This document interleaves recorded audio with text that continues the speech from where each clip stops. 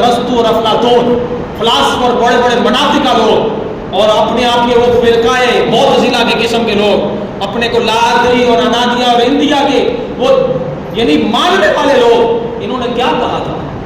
یہی نا کہ جب انہوں نے عورت پر ریسرچ کی، عورت پر جب ریسرچ کرنے لگے تو اپنی ریسرچ کا نتیجہ یہ نکالا، توجہ سے سننے والی بات ہے، اپنی عورت پر ریسرچ کرتے وقت آج کو مقام دینے کی بجائے عورت کو ڈیگریڈ کیا، ذلیل کیا۔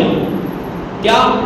ایک نے کہا عورت ایک جانور ہے، کسی نے کہا عورت ایک سانپ ہے، کسی نے کہا عورت ایک شیطان ہے، کسی نے کہا عورت ظلم کی اماجگاہ ہے، اس پر ظلم کیا جائے، یہ فتنے ڈالتی ہے۔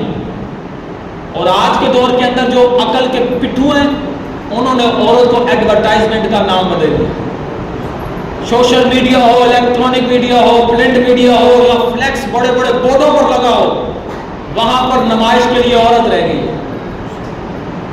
سب یہ آج کے دور کے لوگ ہیں جو شانہ بشانہ کا نعرہ لگا کر بغیر ٹی مارکیٹ میں کھلانا چاہتے ہیں، انہوں نے عورت کو ایڈورٹائزمنٹ کا نام دے دیا۔